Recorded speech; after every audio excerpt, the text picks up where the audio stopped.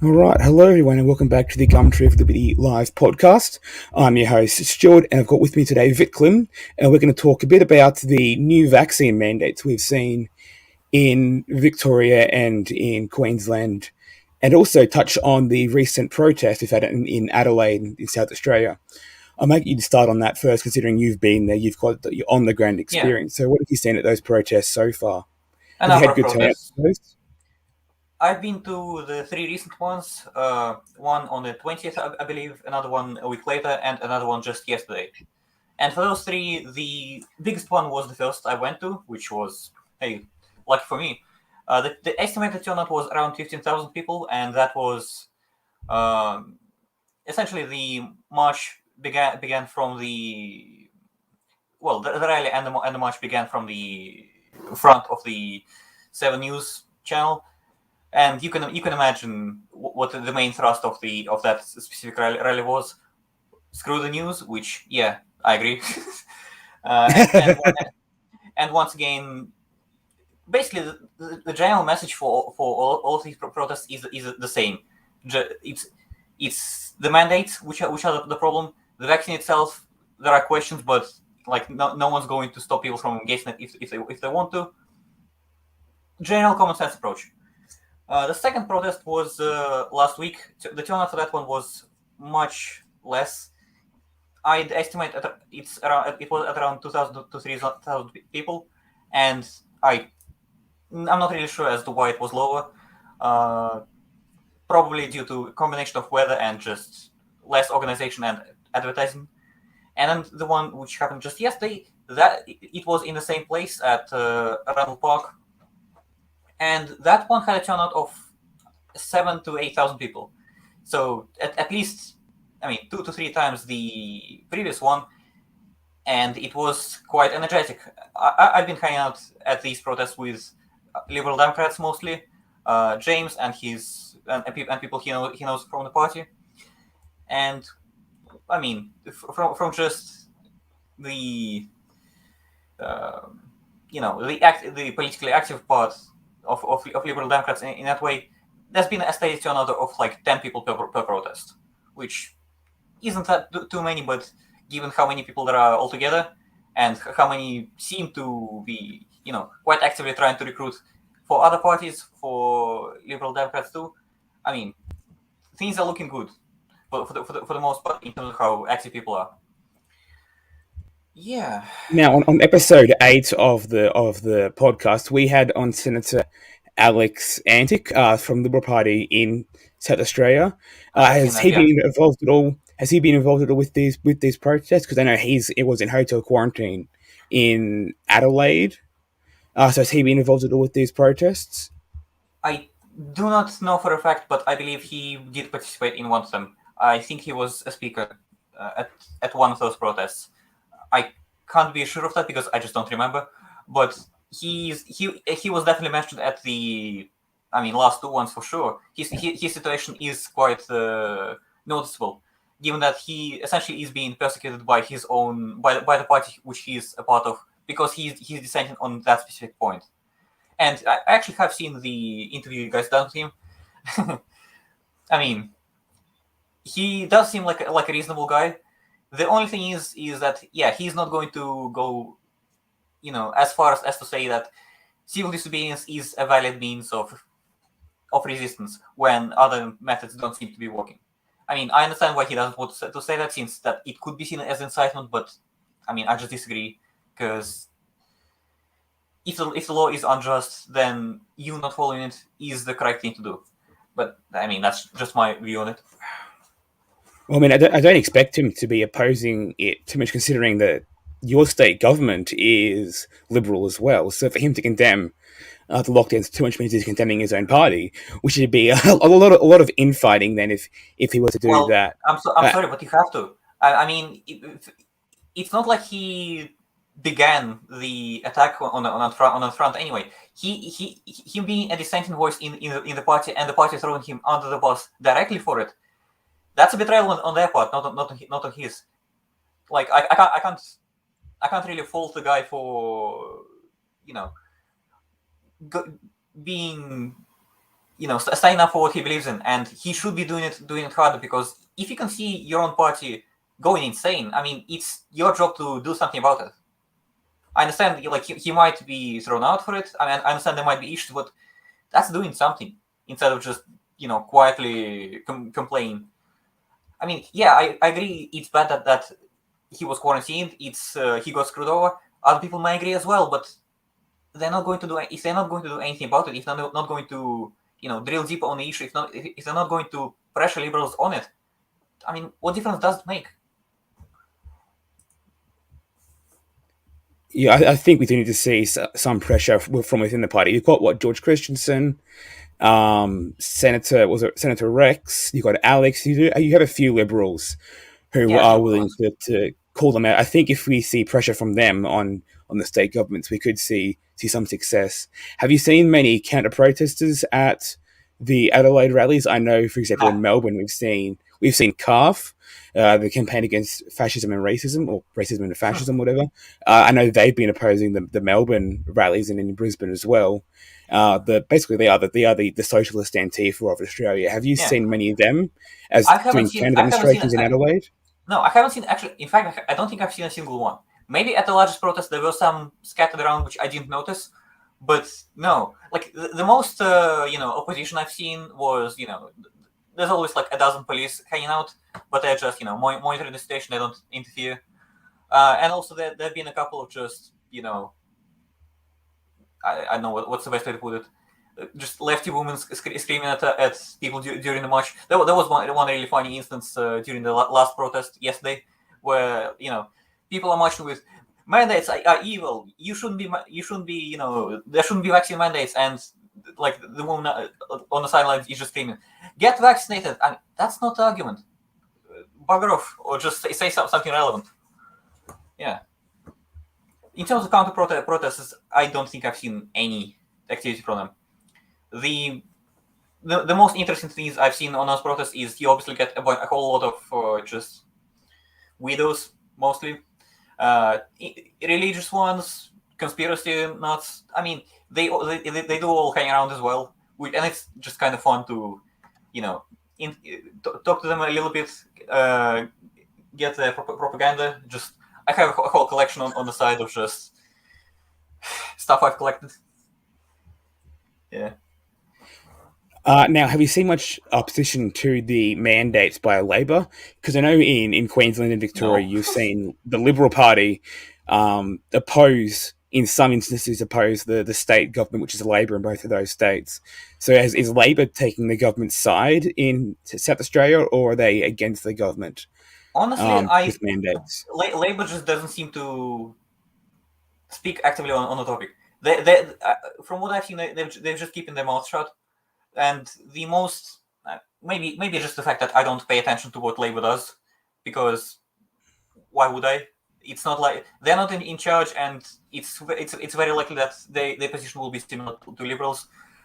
But I mean, for what it's worth, we had our local Labor candidate come around, and I did make a point of asking, what's your opinion on the vaccine mandates and such, and the response was, actually normal. There shouldn't be mandates.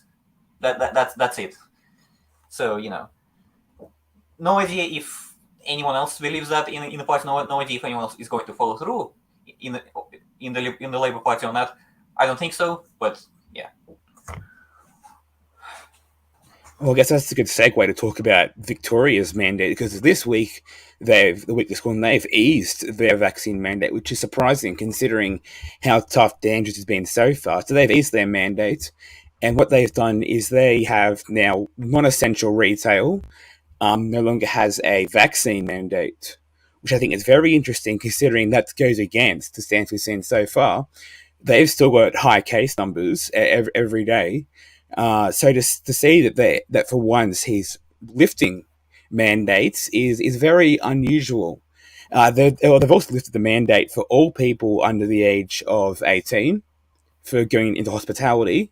However, you can't work if you're unvaxxed, which means that we're in an interesting position of having people who were working in fast food or in cafes who are under the age of 18 who can now go in there to buy food but can't work behind the counter. So I think it's very interesting that we have seen these lifted mandates, I guess, in Victoria. I wanted to get your thoughts on what this means for Victoria under Dan Andrews. I Is this just to win votes before the election, or is there something else going on here? That's probably the most plausible explanation. Another thing I could think of is that you just can't keep the pressure up forever. You need to, there has to be some hope to take away later, essentially. Locking down everything and everyone forever isn't an option. Like, it just isn't sustainable. And there will be fluctuation like that in any case. In terms of, how that correlates with COVID numbers, it doesn't. It just doesn't. Once again, as I keep coming up on this over and over again, you can't really say there's any logic to those actions, because every single remaining ounce of logic went out the window the second it was known that the vaccines don't prevent transmission, but you still have to get them anyway. Like that was the final straw, after which you can't say that, well, if everyone gets vaccinated, we'll deal with COVID. No, you won't. That's it. End of argument. So, all the political maneuvering around that Andrews does, I mean, the only reason he could be doing it is to just not lose his place, or at least mitigate his losses as much as he can. Why else? Well, I think given that I don't think there's any more sitting dates left for the Victorian Parliament anymore, so for him to lift those mandates means that people are going to leave 2021 going to the new year with, I guess, a positive news story about Dan Andrews. So I believe this probably is most likely a way to paint him well going into the federal election, which will be before May of next year, and then the state election, which is in November, I think, of next year. So the way I see it, it's really just Dan Andrews trying to do this to win votes, and to give people a happy perspective, especially now that the pandemic bill is coming to force. Yeah, well, I don't see any other reason for it. I mean, it's not like he's known for, he doesn't even pretend to oppose lockdowns. He just does whatever he wants. And I mean, the only reason he could be lifting restrictions now is because he thinks it will benefit him, as you said, most likely in terms of elections. But I doubt it. I don't think that's going to be enough for any normal people to change their position. They either already hate him for what he's done and what he keeps doing, or they are so brainwashed as to follow him anyway. I mean, you can't really expect this one act of grace to change anyone's opinion. Did you hear the story of the Victorian couple who wanted to go into Western Australia because their son, who was 20, had committed suicide? And the Western Australian government refused entry on grounds of COVID. So they couldn't go and collect their son's. Wow. So they couldn't go and collect their son's belongings and collect their son. They were told they'd have to wait in quarantine. I think they had to wait in quarantine for 14 days. But they weren't allowed to go in immediately. By the time, if you wait 14 days, well, it's going to be hard to have a funeral then because the body's decayed. Yep. And you'll be stuck in quarantine, mourning for 14 days without any closure about your son.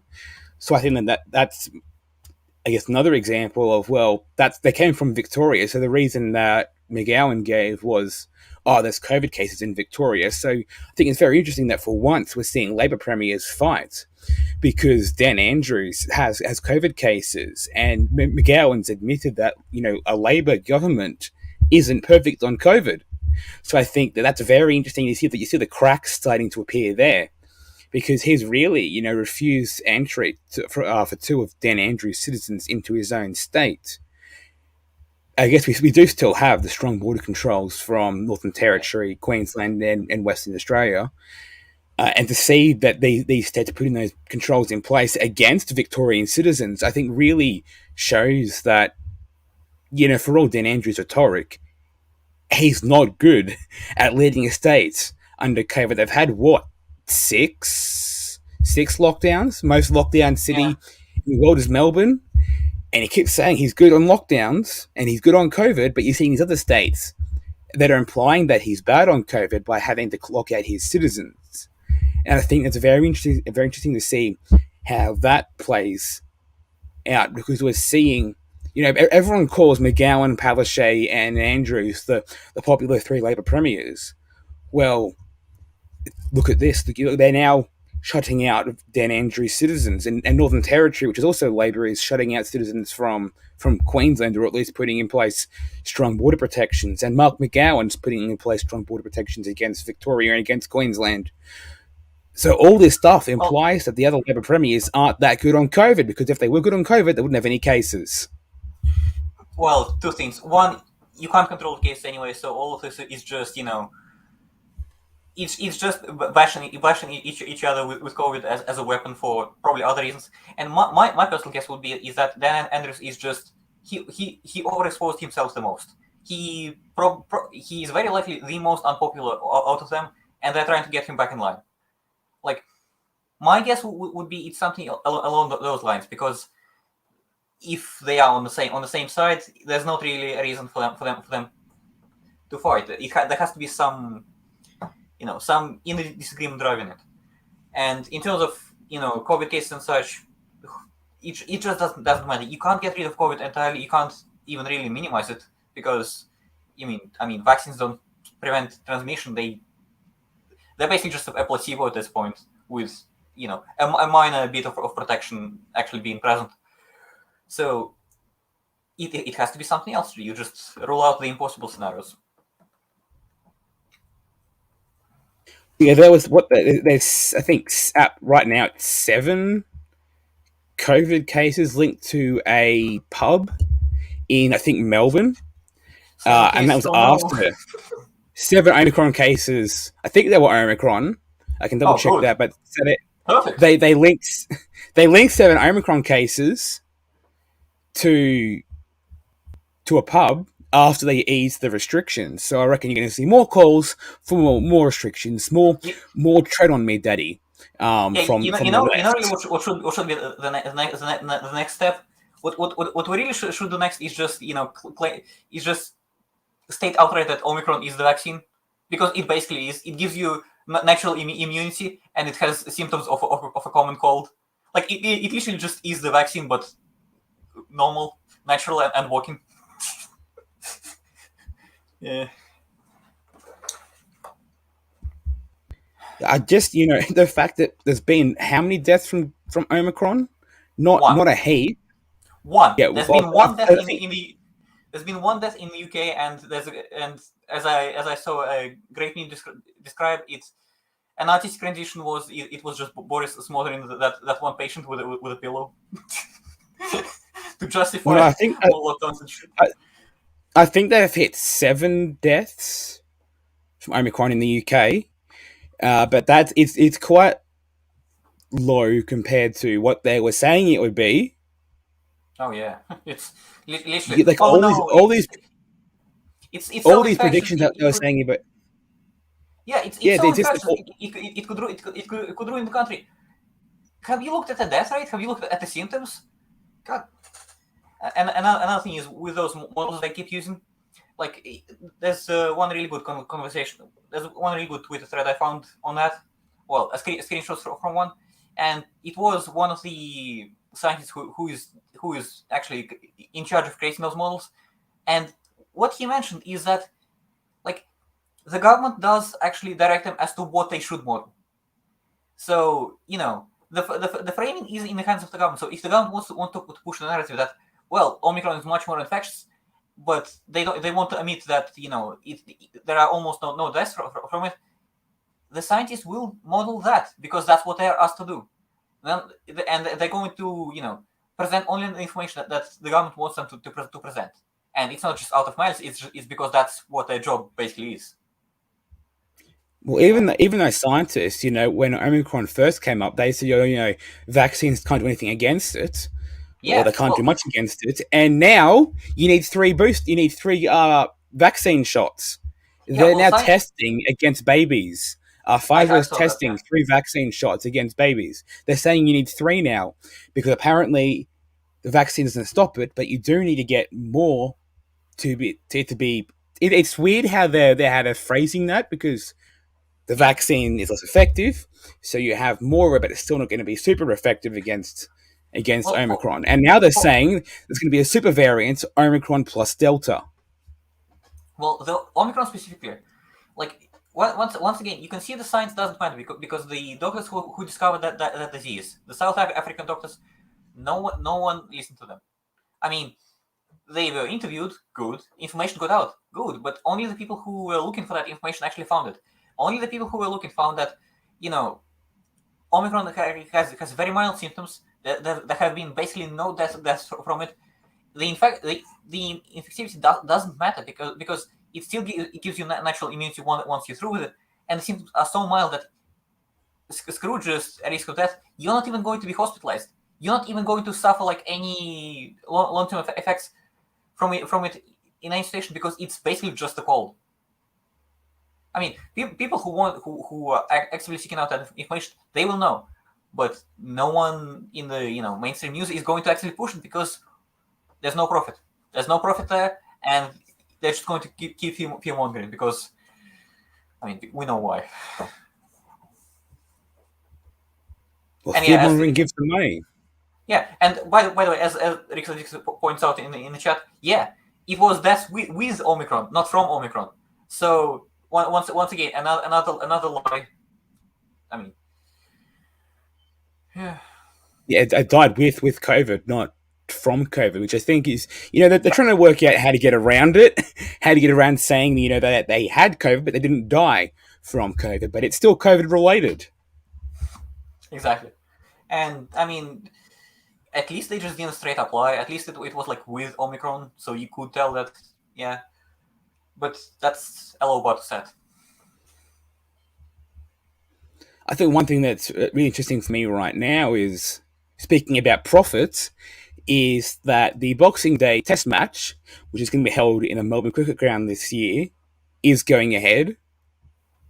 Now, Victoria has 13,000 cases. So they have 13,000 cases, but they're still going to do the MCG Boxing Day test, which is what, 85,000 people? And they're still going to hold that because that gives them money. Yeah. So they're holding 80,000 people are going to cram into a cricket ground to watch a cricket game, while there's 13,000 cases. And the left is silent. They were the whole time they were saying, we need more lockdowns, we need more restrictions. Radio silence on this. They're still tweeting hashtag Dan for PM, hashtag I stand with Dan, even as he's doing this, and no one's complaining. Well, once again, there is no sense to be found in that. That's why at this point you can just ignore any pretense of anything of this being done for health and just look at the money, look at the influence, look at power, because these are the only things that seem to matter to those people. These are the things driving their action. They can cloak their actions in terms of COVID, in terms of public health, all they want. But if you look deeper, you can see that what they're doing just benefits them. It's that simple.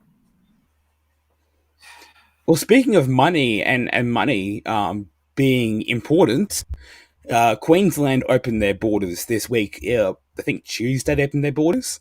However, there was some confusion, or has been some confusion around Queensland's borders in the past, because Annastacia Palaszczuk, the state premier, has suggested that people have to pay $145 per person to get into the state. Why? So that's more money going to the government's coffers. They proposed you having to pay money to get into the state. But what was the reason they gave for it? I just how would they even justify that? Do you know?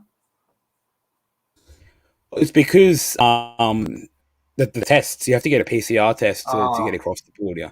You've got to get so under the current restrictions. They praise this being such an open border. They talk about Queensland opening their borders. We didn't open our borders. You have to have both doses of the vaccine have a border pass, have a COVID test come back negative within 72 hours before you cross the border, and then you have to have another COVID test 5 days after crossing the border to be Okay. allowed into the state. If that second test comes back positive, you're going to quarantine, but they're going to say you had to pay $145 for that test. So the Okay. government Got it. put this. The government put the test requirement in place, and then said, we're giving you this test you have to take. Also, you have to pay for it. Yeah.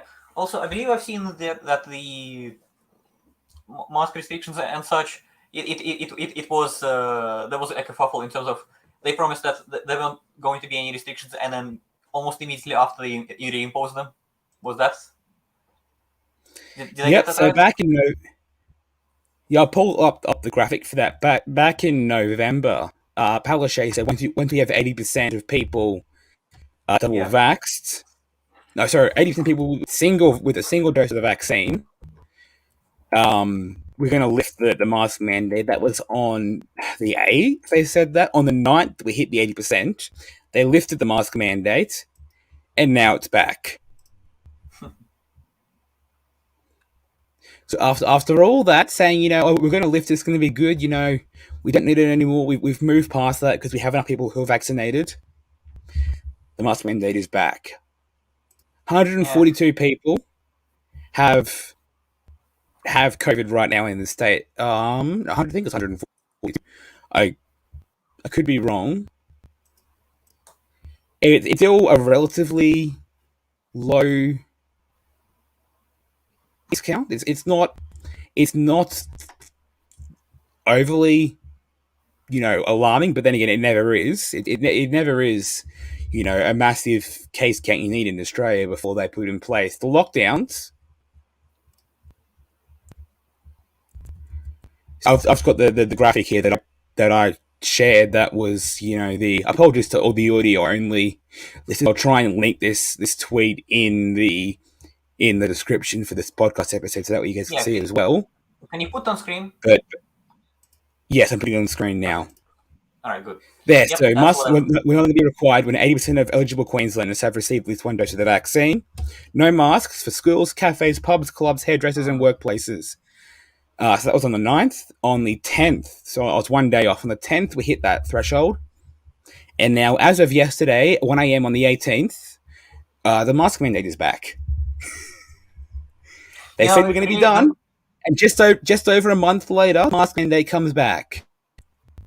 the most offensive thing to me about this post is the emotes. Stop using them. Fuck. Yeah. Well, as expected. I mean, another thing that I was thinking about for a while now, and I'm just kind of surprised it doesn't come up more often, is that we have seen very often politicians go back on their word in terms of restrictions, and I just keep wondering, like, does public trust even matter? Because for me personally, like seeing like three instances of politicians just straight up lying and going back on their promises, like that would be enough to lose any trust in them ever doing what they profess to do. But there have been like what there have been tens of such instances, and I mean sometimes I see people just justifying it, saying that well they have to they can't straight up tell the public that they're going to have to do this thing because the public will be against them, which awful fucking argument. Then sometimes I see people well, but they have to follow the science, and the science changes like every week, which it doesn't mean that the argument is bunk. But I just wonder, do people not eventually get fed up with politicians lying to them? Because I did long ago, and I just don't see other people as just outraged about straight up lies. You think that'd be the first thing to hone in on, because no matter what you think about the actions themselves, the fact that they lie about what they're going to do, the fact that they go back on their promises so easily, that should be alarming just in general. Oh, in Queensland, I think you've got 11% of people who don't want to get the vax or who are unsure about it. Plus, you've got many people have got this vax simply because it's mandated and they need the job. But I'm not going to judge people who have the who got the vax because they need to work. Like I don't know what their family situation is or how much money they have. So I'm not going to judge you for complying to that. Only if only if you enforce, only if you encourage mandates. They don't got a problem with you, but. If you take it because you have no choice, and then that's fine. But you've got a lot of people who only got it because they were forced to. Other people who there's still 10% who don't want to get the vax.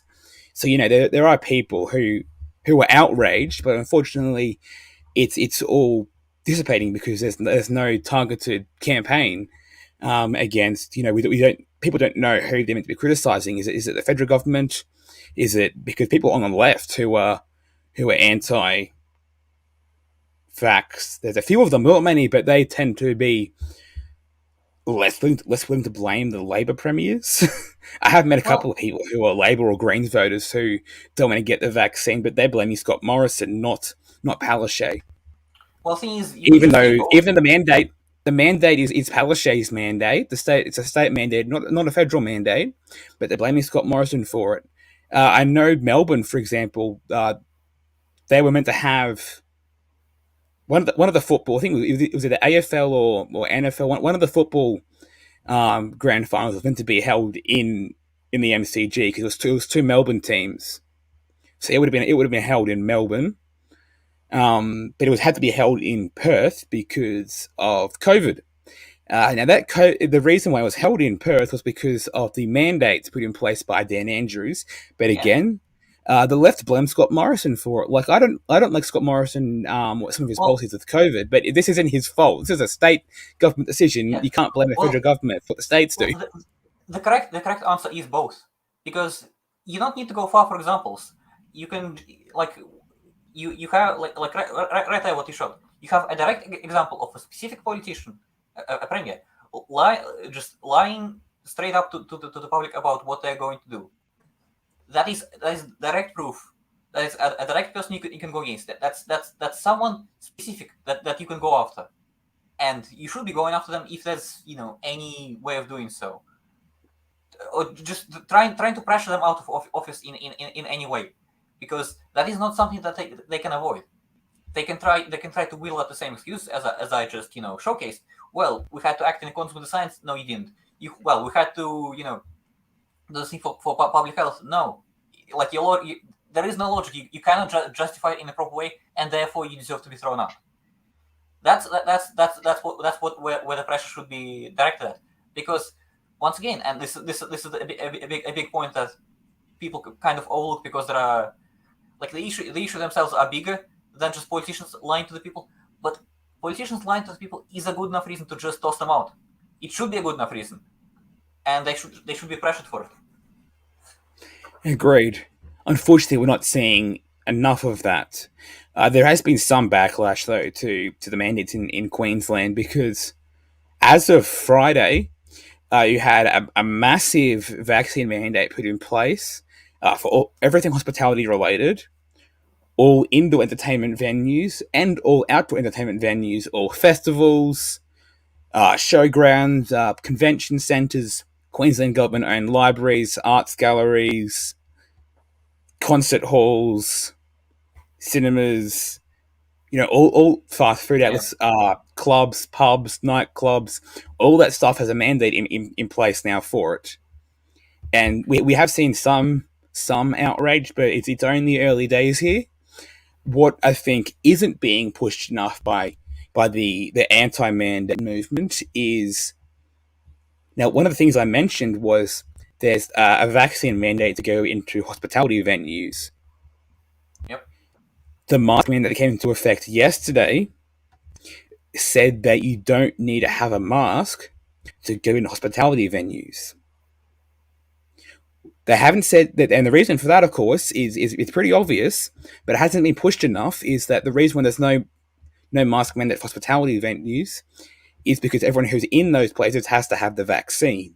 However, Okay. we've seen everywhere else that people who have the vaccine can still pass on COVID, and it can still get COVID.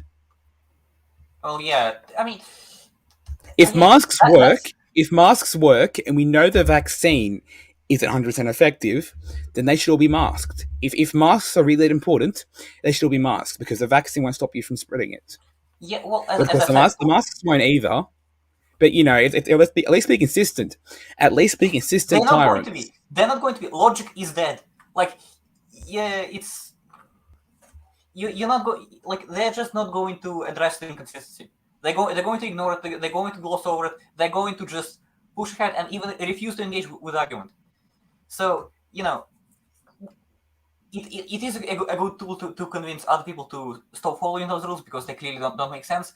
But you're not going to be able to, like, the only possible way that would be there to hold the politicians accountable for the complete lack of logic would be if the media could get to them and ask those questions in a way that they can't weasel out of. But that's not going to happen, and therefore the only real tool left is just non-compliance, because that's the peaceful rebellion that can be against those idiotic rules. Yeah, if you go violent, well, that's not going to win people over. It has to be civil Well, yeah, disobedience. well, that's why I say non-compliance is the best option, because if people stop following don't follow those rules en masse, there is no real way for them to get around that. They can, because they can posture all they want. They can try to intimidate people as much as they want, but if sufficient numbers of people refuse to go along with it, they just don't have enough manpower. They don't have enough resources to do anything about it. And even if they did, that would just radicalize a huge chunk of the population, which is going to react to the government action more than just the rules. Because there are a lot of people who are just who prefer not to think about it, who prefer to just I have more important issues. If they notice the government seriously cracking down on people who refuse to comply with the rules, that is what's going to radicalize people. Or at I least agree. radicalize Well, them even faster. you're looking at right now in what is it 6,000 6,000 teachers in Queensland are not complying and not getting the vax. At least 6,000, could be more. Their vaccine mandate comes into effect in January, just before school goes back, which is the 23rd, 24th, something around there. Now, if you look at what's the math there, 6,000 teachers, each class averages at around 25 to 35 kids. You could have up to 150,000, 180,000 students being affected by this. Like, Well, non-compliance yeah, but there look, is really, but the problem is that that'll be used against the teachers. That won't be backlash against the government. That'll be against the teachers. It'll be the teachers' fault, not the government's fault. well, it does. The thing is, that doesn't actually matter, because if you break it down by schools, I mean, it could well be that. And once again, I doubt they have the replacement for that many people. So the breakdown is going to happen, and yeah, the narrative is going to be that it's the teachers at fault. It's that they didn't do their job. They didn't comply with requirements. But once people look into it, I doubt they will. I doubt they'll hold the same opinion. And another thing is, they're not going to, like, what's going to be the solution there? The teachers are not going to suddenly, well, some of them might change their opinion and get the vaccine, but I doubt it. And if the situation goes on for long enough, which it probably will, if the government keeps going down, the government is going to be the one which will be blamed. It just might take a bit longer. Yeah. Well, as I keep saying to people, it'll be the election next year is when we'll see how people, I guess, stand on the vaccine. That's when we'll start Yeah, seeing. Because the problem we have right now is people, again, as I said, people, have been forced to get the vaccine, and that then allows mostly the left, yeah, but a few people on the right. It's generally the left who is pro mandate, and that allows them to say, the vast majority of people support the vaccine. Well, we can't get accurate numbers on that because the mandate means that people who don't want to get the vaccine by choice have been forced to. yeah, And we have seen with polling figures that people on the right are less willing to say their opinion if it disagrees with the left. So we've seen it yeah. with Well, Trump, with Brexit, with the UK election, with the Australian election. All this polling will say that people will support the left more, but in fact they're yeah, going to definitely. vote more along the right. And I think that'll play out at the next election. We'll get an accurate picture of how people stand on COVID because COVID will be the be all and end all issue at the next Yeah. election. Well, it's going to be the be all and end all issue as long as it persists because it's the actions being done by the government are so severe that they cannot be ignored. That's simply the case. And yeah, people like to the polls mostly in that direction. But another thing that I see a lot of, I've actually spoke with James about this a little bit. There is a massive outflow of liberal voters to liberal Democrats, and probably to other minor parties as well. But the membership for liberal Democrats has been going up very quickly, and the story is always the same. It's ex-liberal voters who have turned to liberal Democrats because mainly because of the COVID issue, but on a more fundamental level because they agree with the values espoused by liberal Democrats, and because essentially, like my opinion is, liberal Democrats are what the liberals should be. Like they are basically the correct direction as to where the mainstream right should be headed. And when I was hanging around at the protest, I actually arrived, like for this last one, for instance, I arrived there early, about like an hour and some in advance, and I just heard people who were, hanging around preparing. I mean, people there are talking about like the destruction of liberals, Labour, and Greens. This like all of the major players who are all in favor of vaccine mandates and who just generally speaking do not deserve to receive people's votes. So I mean, my prediction for the next election is going to be a massive outflow of votes to minor parties. It might not be enough to to guarantee the end of mandates. It might not be enough to do much of anything, but it's going to be a massive signal that all of the major parties have essentially failed. And I mean, good if that happens. However, the more votes that go to the minor parties, the more confidence it gives to the anti-mandate, the anti-lockdown movement, because it says they have Exactly. people behind them. Well, what the UAP, Clive Palmer's United Australia Party, is now the biggest minor party in Australia. If not the, I've heard some people say it's the biggest party as a whole. Yeah. I don't know the figures for the Liberals. I think it's bigger than Labor, but it's at 70,000 members. I think Labor is 50,000. I could be completely wrong. That's old Yeah. figures.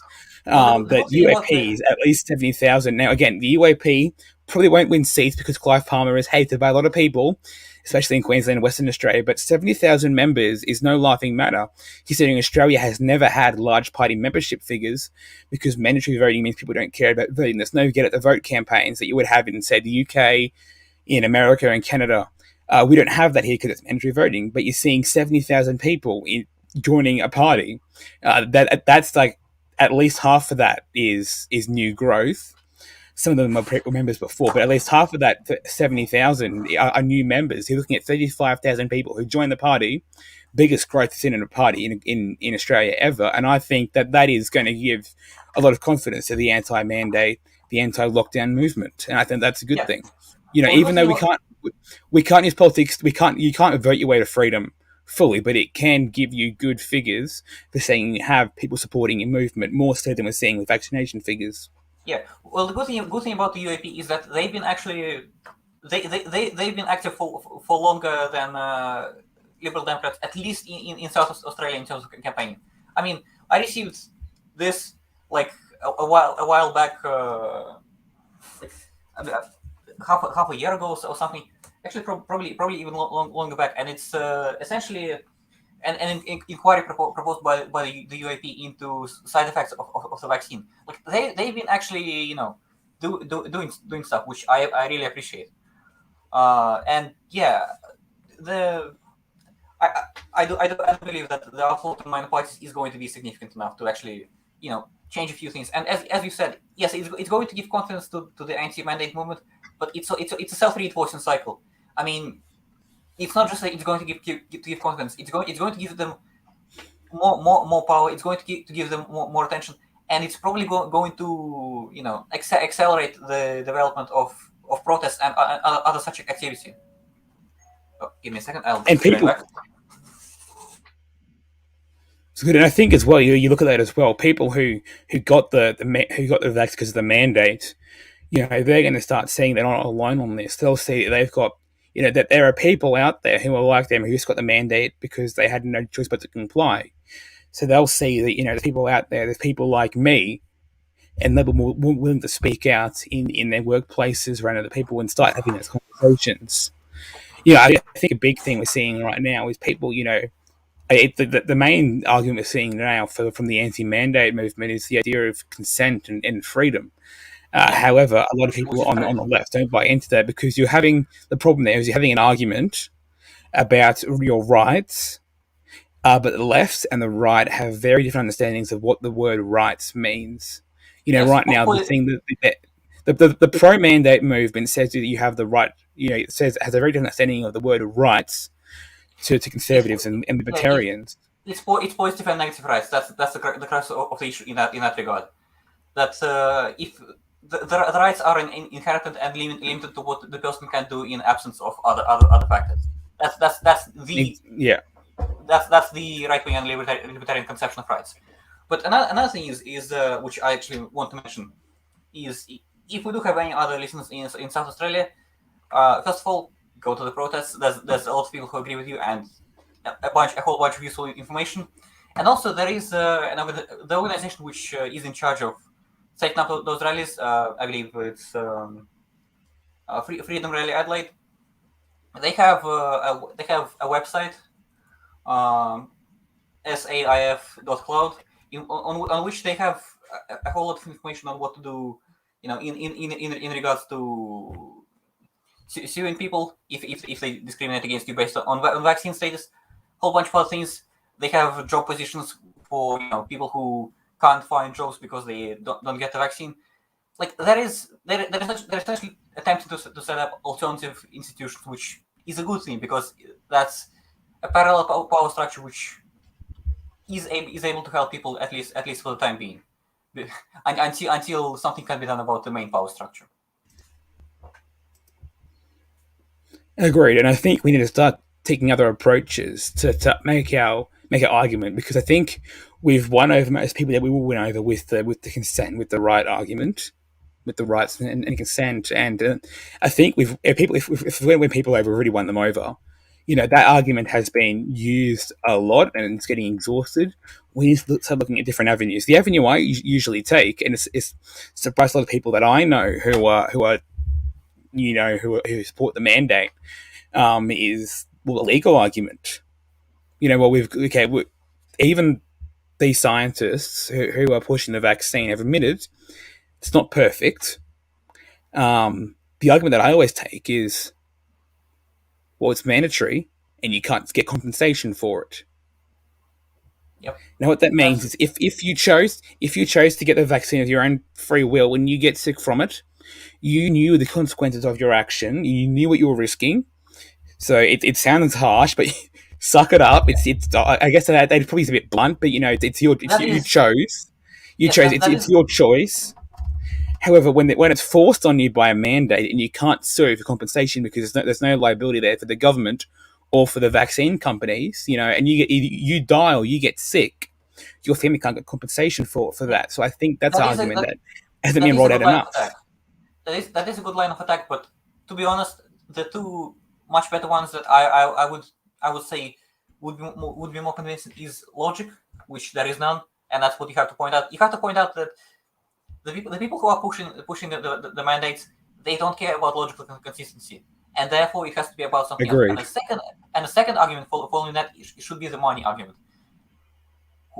Who are these people connected to? Where do they get the money from? Like how much did they pay for those vaccines? What is Pfizer and other companies spending that money on?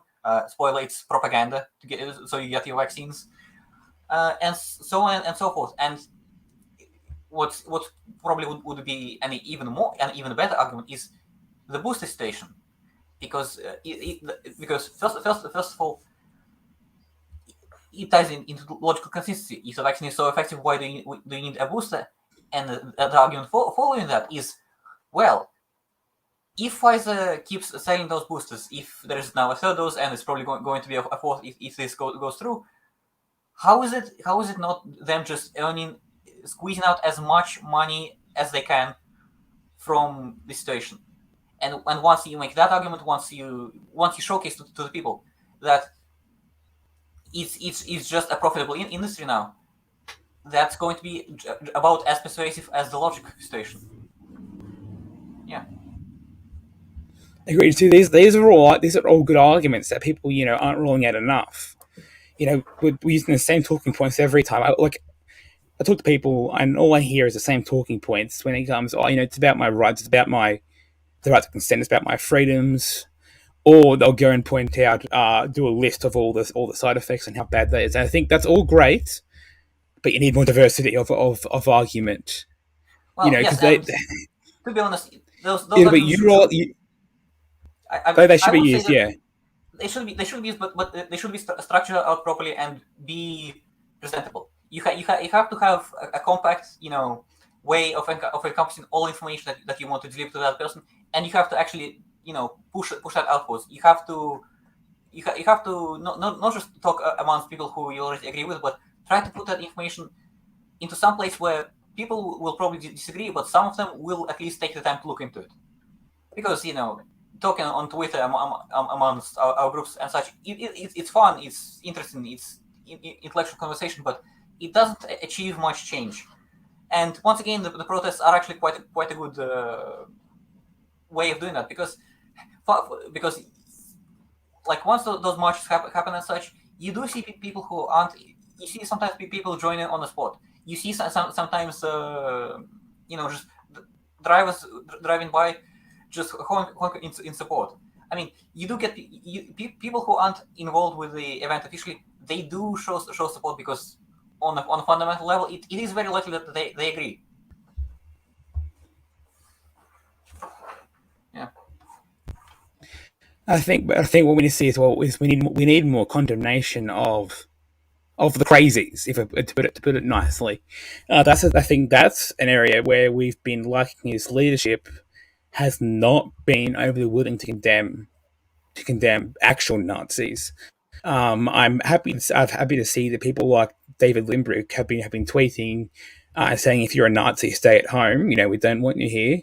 But you have some. He tweeted that, like, he was saying, if you're a far right Nazi extremist, we don't want you here. Because what it is it harms the movement. I think it's by osmosis. Now, if there's six known Nazis at a protest, everyone else there is Nazi adjacent. All these. That's something I really wouldn't care about, because whose opinion do you really care about in that situation? The media, they're going to hate you anyway. The other people, they should be smart enough to realize that because some weirdos show up and protest as well, that doesn't mean the whole movement is embracing their ideology or something. That's the thing. I do say that you do get a lot of weirdos, some Q people, some outright conspiracy theorists, some religious nuts, but I don't mind them, because I don't take them seriously. I know that they're there because they agree with the issue, not because not because they know for a fact that the crowd will agree with their ideology. I mean, just sensible people should be able to realize that, and those who aren't sensible are probably going to get swayed by the media either way. Well, one of those crazes I refer to is Jim Reich. Now, he's been involved in organising protests, but he's not the best role model, and we haven't seen much condemnation of him. From what I've seen, we haven't seen much condemnation of him, and stuff like what Jim Reck's done. Rec, whatever RECH, I think it's pronounced Rec.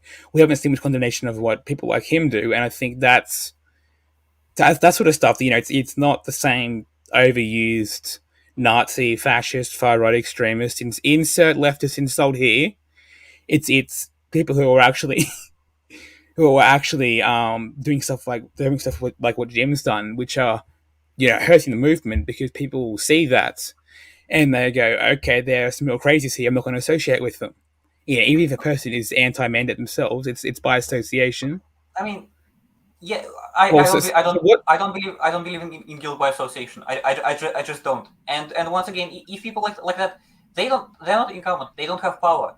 I don't care if I have to fight side by side with a Nazi. Like if they hate the same people as I do, good. I'm going like once the threat is gone, I'm going to hate them as well. Like, come on, it's not that important. Seriously.